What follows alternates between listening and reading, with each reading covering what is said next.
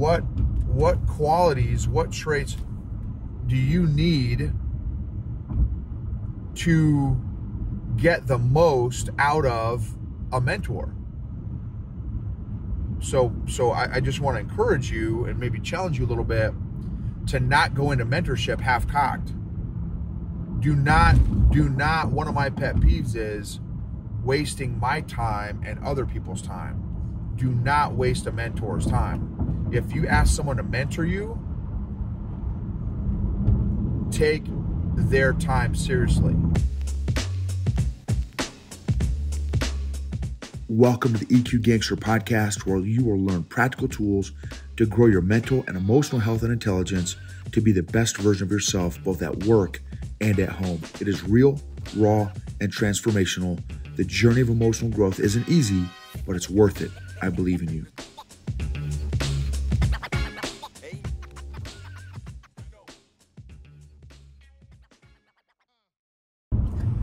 EQ Gangsters.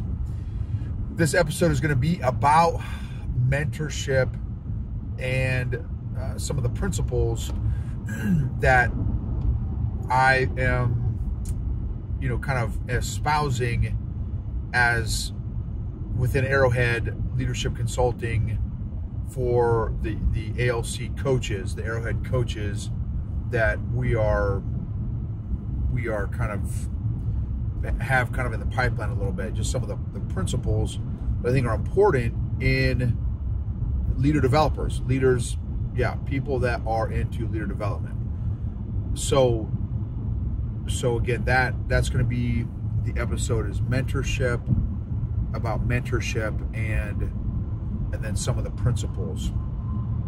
So super thankful for cold plunges, super thankful for my awesome wife, super thankful for our kid, thankful for our homies, thankful for the sun, for clouds, for heat and AC units, thankful for automobiles, transportation, thankful for creative people, thankful for great questions, thankful for the gift of reflection and goals, dreams, my health, roads, untouched land, pristine land. Love all the different environments that are around the world. When I watch videos of all these countries that I haven't ever been to, it's just amazing. Also the creativity of God and the different animals and insects that he's created. It's just mind-boggling and fascinating to me, and I'm super grateful. Thankful for God's grace, His mercy, His patience, His forgiveness, His love, His kindness, His majesty and power, His truth, capital T truth. Thankful for the opportunity to learn and grow and change and think. So, mentorship. Do you have a mentor? Why or why not? Why do you have a mentor? Why don't you have a mentor? Who would you want to mentor you if you had an opportunity to be mentored by someone? Why would you select that person, that leader? What areas would you want to be mentored in? What areas of your life do you want to grow in? What areas of your life do you have questions that you could ask in order to accelerate your growth. One of the principles in, well, 3 of the principles in Arrowhead Leadership Consulting is emotional healthy coaches, expert coaches, and excellence. And then we've got some bullet points under each of those points.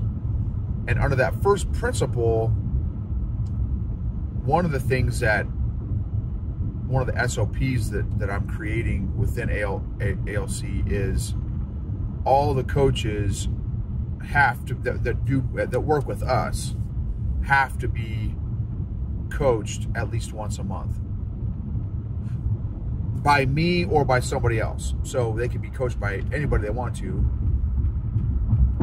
or me, as long as it's somebody that they're getting coaching from. You know, we are huge in Arrowhead on leading by example. So we have a coaching company, coaching and consulting leader development company. The best leaders, in my opinion, also make great followers. Now, that's not a hard and fast rule. There's some great leaders that don't follow anybody, which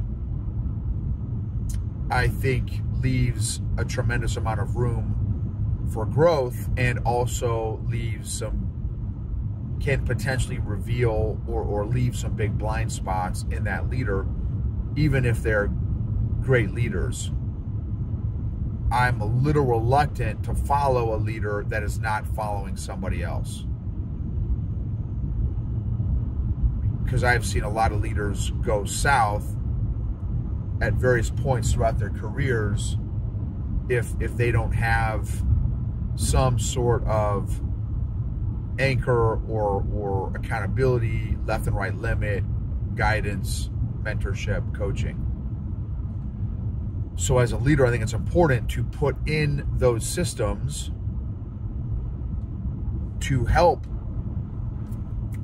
Just a regular pulse check once a month, mental, emotional, spiritual, physical, social check-in with somebody that they respect and can learn something from.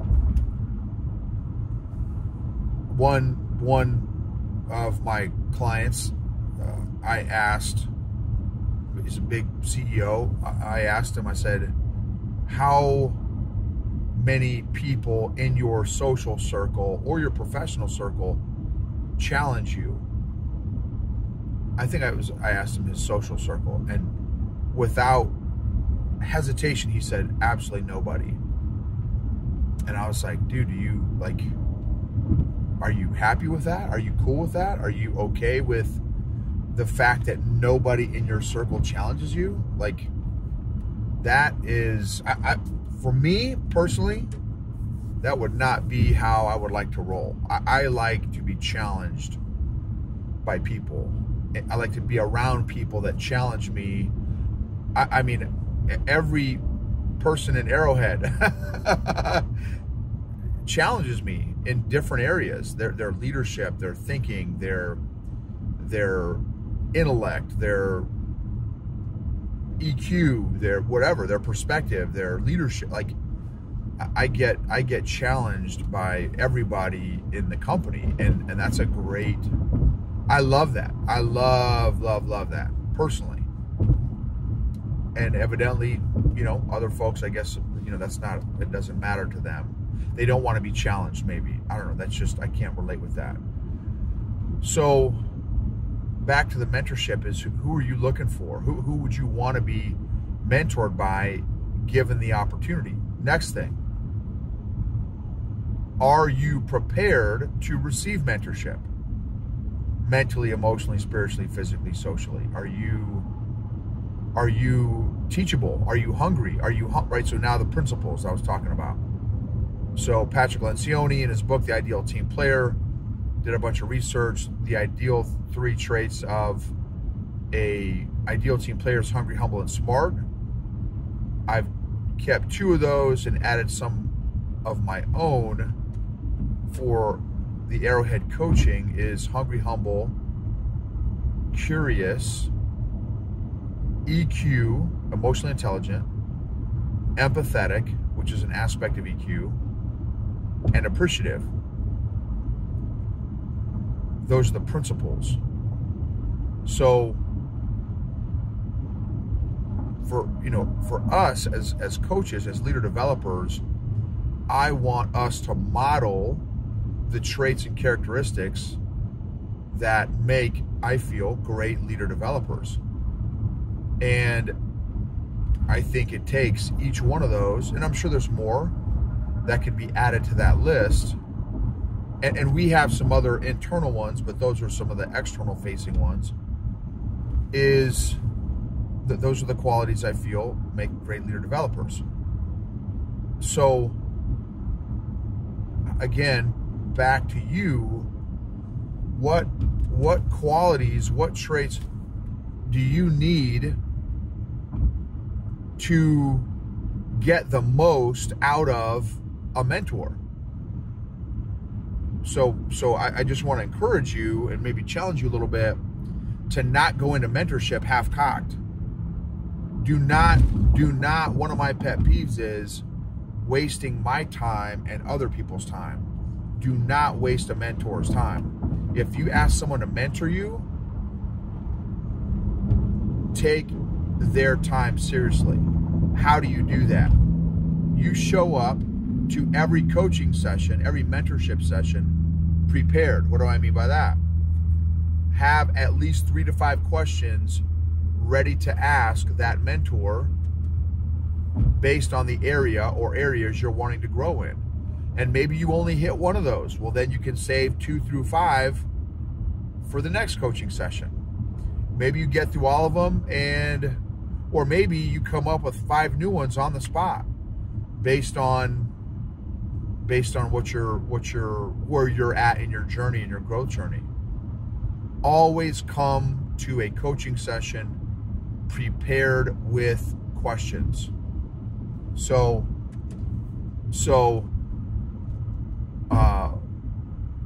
that's something to chew on. Also, bring a notepad and pen. Always take notes. Always take notes. The physical act of writing down notes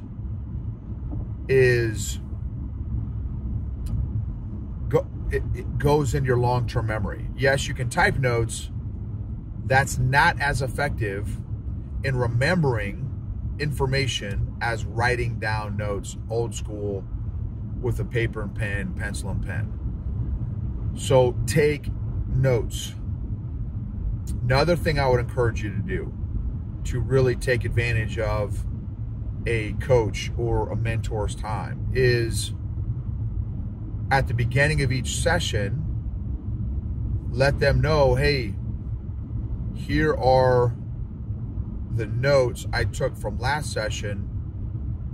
Here's some of the notes I took, some of the highlights, and here's one thing that I implemented from our last session, or a new thought that I've had since our last session, or that will demonstrate that you are taking their time seriously.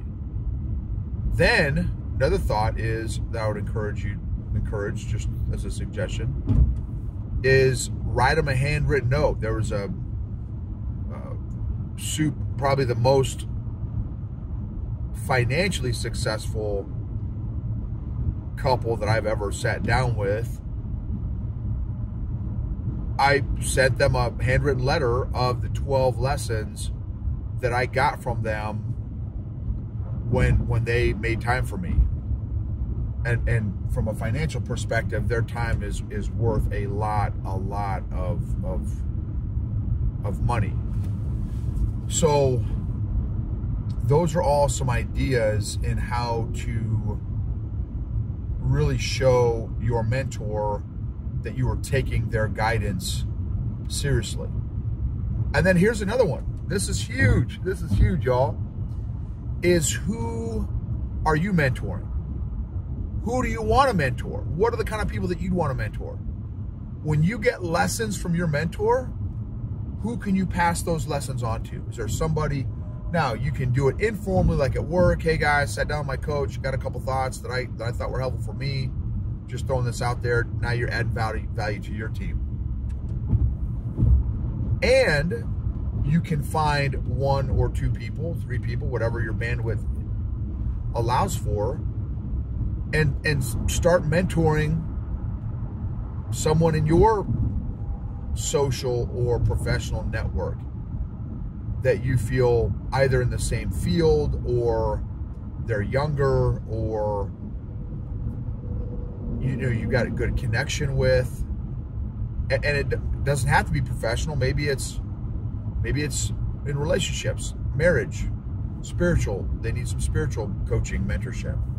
And it doesn't have to be formal. It doesn't have to be compensated. It can just be get some reps mentoring other people. And again, do you even know what kind of people you bring the best out of? And conversely, what are the people that bring the best out of you? I think that's important in that mentor kind of protege relationship. Who do you bring the best out of, and who brings the best out of you? So those are some thoughts in the area of mentorship. And then here's the other thing too, is maybe you have a particular mentor for a season and or for a particular topic. Maybe you've got a stable of mentors. One for spiritual, one for physical, one for mental, one for emotional, one for whatever, right? You could have multiple mentors. This is what I would encourage you, is make it intentional. Proverbs 1-4, the first 4 chapters of Proverbs talk about the importance of wisdom. How important is wisdom? And in there, it talks about how we should pursue wisdom. Should we just bebop around wisdom? Should we just, it's not a bad idea just to kind of search around for wisdom. Look under a rock here, look under a rock there. How Proverbs 1-4 talks about that. How we should pursue wisdom. If you haven't pulled out that in a little while, definitely recommend pulling out Proverbs 1-4 and just seeing what does it say about wisdom in a book that's 2,000 years old. That by itself is fascinating. A 2,000-year-old book, what does it have to say about wisdom? Fascinating stuff. Fascinating, timeless stuff.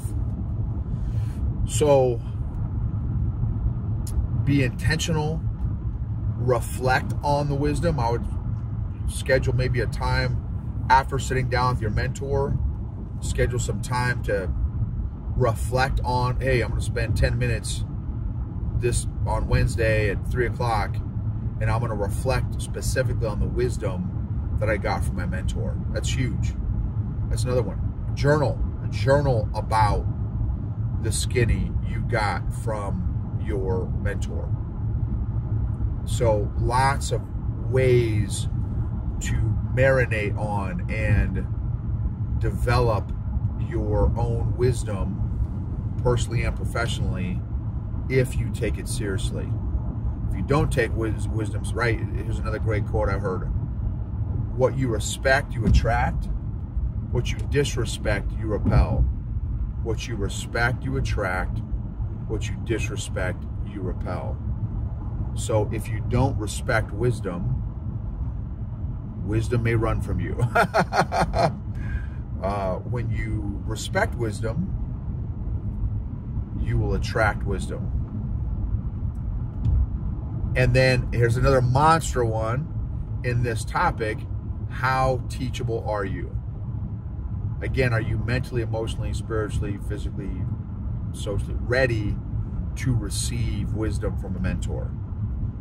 Or are you defensive and your ego is too big and you're prideful, and the day you're through learning, you're through? Some famous guy said that. No idea who it was.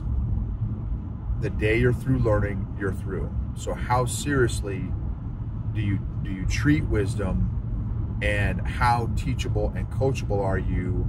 Are you in a good headspace, heart space to actively pursue wisdom at this phase in your life? If not, how can you get in that right headspace, heart space? Because a mentor can shorten the length of time for you to accomplish various goals that you have for your life or that God has for you. Mentorship and wisdom can shorten that time span for you in your learning and leadership journey. Thank you, as always, for being a part of this, my journey, letting me be a part of your journey. Thank you for rating, subscribing, sharing the episodes. If there's an episode that resonates with you and you know somebody that might also connect with, would appreciate you sharing it with them to add value to them as well. Very, very grateful for you. Your emotional fitness, your emotional health is worth and part of becoming the best version of yourself.